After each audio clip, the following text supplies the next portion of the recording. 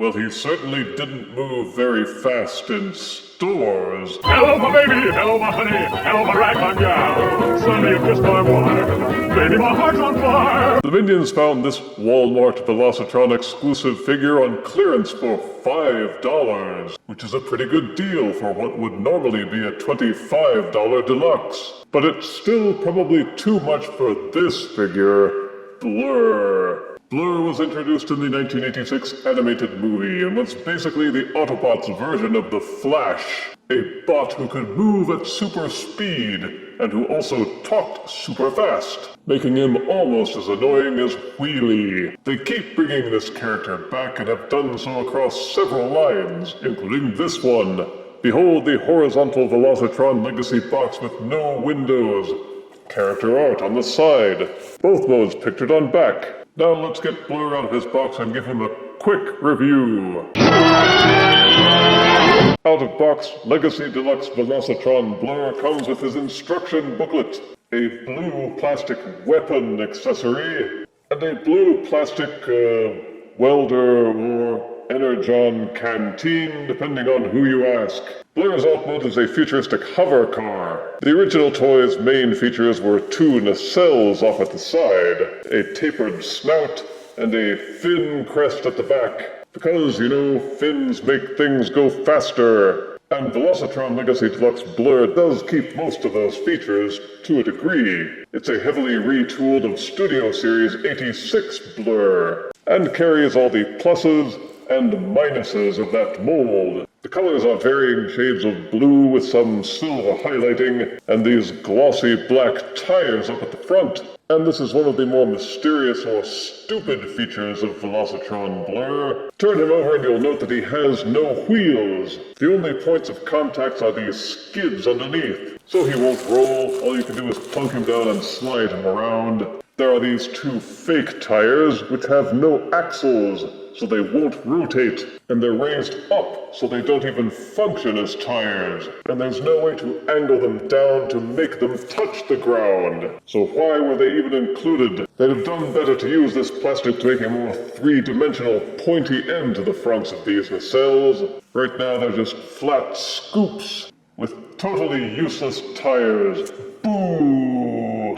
The only 5mm pegs are these two engine thruster ports at the back, and you can plug the gun into it, and even the welder/canteen. But what you're really supposed to do is to use this slot on the gun, and a matching peg underneath the hood of the car, to plug the gun directly underneath the hood. Then you take the canteen welder, line up these tabs in the welder with these notches under the hood of the car, and plug it just underneath the back handle of the gun. This is another thing that kind of bugs me, is that the 5mm peg for the gun is just jutting out here, and it extends way too far up front. Having a protrusion that extends out this much means you have to be mindful of how you store this on a shelf. And there's no other way to store it except for the 5mm ports on the bottom, which means he won't sit level. But that said, it does feel pretty solid, except for the tapered section at the front of the nacelles, which are flat up top, but hollow underneath. Blah. Everything tabs together nice and tight, and he's got a lot of sculpted detailing. The robot parts hide nicely, and the flip-up seat is a nice touch, a feature which seems to have been overlooked in the instructions. He doesn't have many options to accessorize, except for plugging fire blasts into the engines. Beyond that, it's pretty much your standard car former, except he doesn't have any functioning tires. Transforming Blurr to robot mode, it's easiest to start by unplugging the nacelles from the sides of the car. They untab and swing out on these little armatures. When transforming to alt mode, line up 3 slots on the inside of the nacelle with 3 tabs on the outside of the car. Fold down the car seat. Take the front section of the car and rotate it backwards on this hinge. Fold it back on these hinges to make sure it's out of the way. Rotate the cockpit of the car 180 degrees. Untab the hover skids from the back of the car and angle these curved sections forward. The curved sections tab in to widen Blurr's chest. Then you can finish folding up these armatures, line up the robot shoulders, and then rotate it so that the arms are pointing down. Near the end of the robot wrist, the car nacelles are still jutting way far out. Give them a 180 degree twist, then fold them backwards to expose the robot hands. At the back section near the robot feet, untab the robot shin section and fold it out, and you guessed it, invert the back of the car, fold it out to become the robot legs. Separate the legs and fold them apart. The speed-adding crest is then rotated inside the leg, then refold and close the robot shin, and tilt the foot so they are tucked up underneath the ankles. Then just invert the hinges for the car hood until these rounded sections tab in just behind the shoulders. The engineering of the transformation is not far removed from the 2016 Titans Return Blurr figure. The entire figure was retooled for both modes to look more like his representation in the IDW comic books, and within the limits of the engineering it pulls off that look pretty well.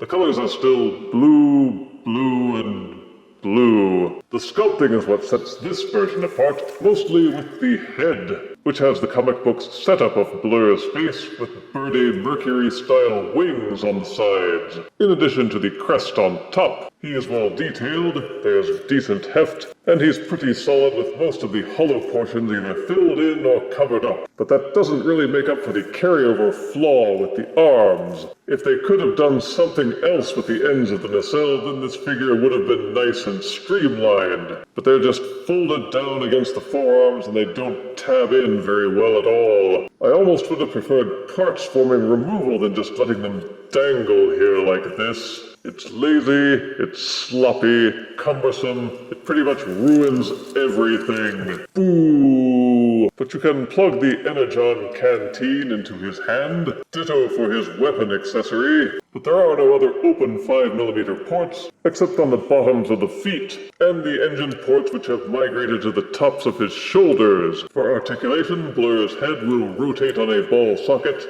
It will also waggle back and forth. Each shoulder is on a soft ratchet that will rotate fully and splay outwards. The elbows have a 90-degree bend, and the wrists will rotate, but you have to rotate this thing along with it, which only makes it look even worse. Ugh. Even with the backpack, there's full waist rotation. Each hip will kick forward about this far, and backwards about this far. The hinge swivel setup means it can splay outwards as well, and each knee has a 90-degree bend. There is an ankle pivot, and because of the transformation joint, the feet will ratchet forwards. Though this exposes the hollowness, it's all set up excellently for a standard deluxe. The tiltable feet are a bonus, but oh, them arms. Comparing sizes, here is Legacy Velocitron Blurr next to Titans Return Deluxe Brainstorm. Here is Velocitron Deluxe Blurr next to Earthrise Leader / Voyager Optimus Prime. And here is Deluxe Velocitron Blurr next to an even bluer Transformers Animated Leader Class Ultra Magnus.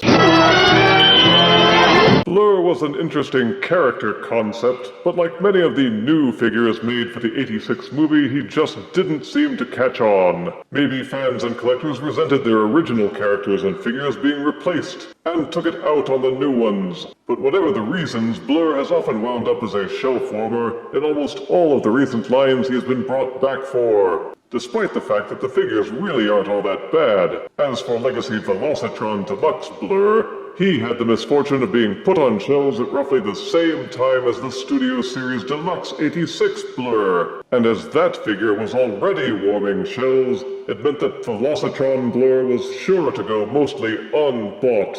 And thus it was. Positives are that the robot and alt modes are well colored, well detailed, mostly everything tabs together solidly.